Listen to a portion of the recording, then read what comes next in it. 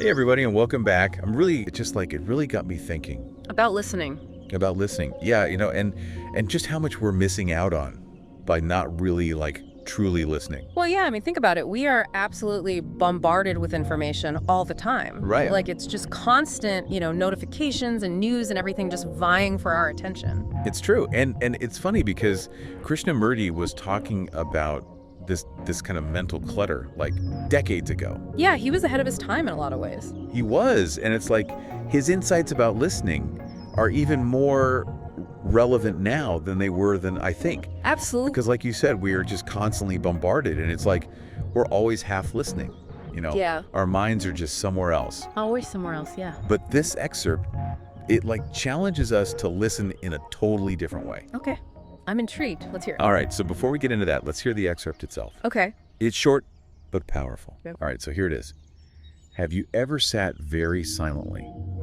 Not with your attention fixed on anything, not making an effort to concentrate, but with the mind very quiet, really still. Then you hear everything, don't you? You hear the far-off noises as well as those that are nearer and those that are very close by. The immediate sounds, which means really that you are listening to everything. Your mind is not confined to one narrow little channel. If you can listen in this way, listen with ease, without strain, you will find an extraordinary change taking place within you. A change which comes without your volition, without your asking, and in that change there is great beauty and depth of insight.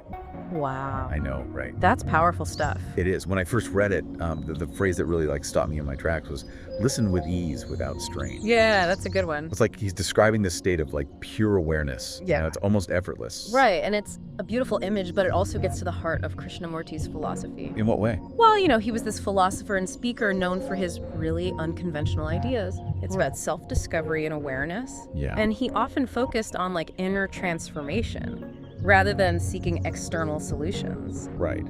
So when he talks about listening with ease, he's inviting us to go beyond just hearing the words. So, what does that kind of listening actually involve?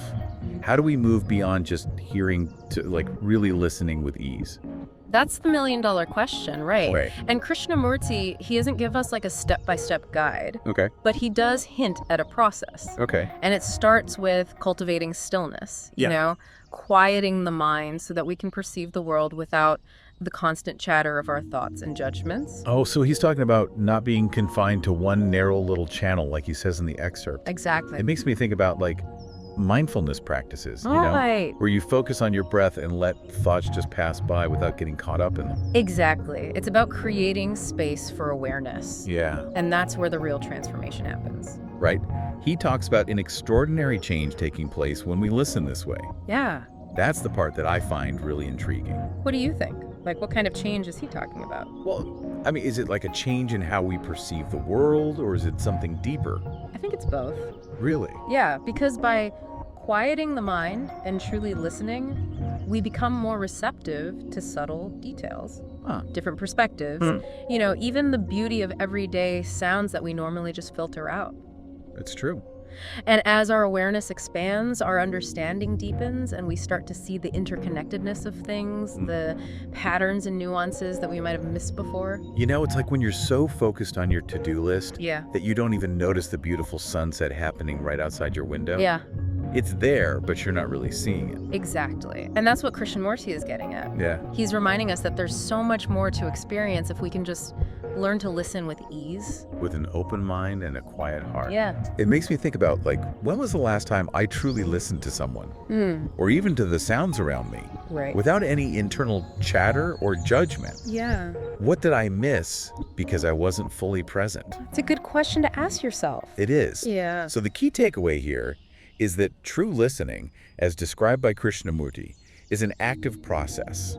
I agree. It's not just about passively receiving information. It's not. It's about consciously cultivating stillness, quieting the mind, and opening ourselves up to a deeper level of awareness. Absolutely. So here's a final thought for you to ponder. Think about the conversations you'll have today. How might you approach them differently if you listened with the kind of ease and openness that Krishnamurti describes? Good question. What might you discover if you truly tuned in, not just to the words, but to the spaces between them? Lots to think about. Thanks for joining us on this deep dive into the art of listening. It was a good one. Until next time.